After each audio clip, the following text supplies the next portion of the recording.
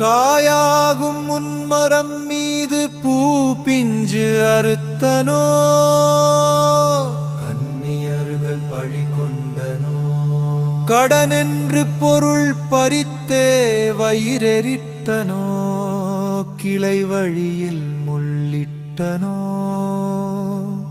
தாயாருடன் பிறவிக்கென்ன வினை செய்தனோ, தந்த பொருளிலை என்றனோ,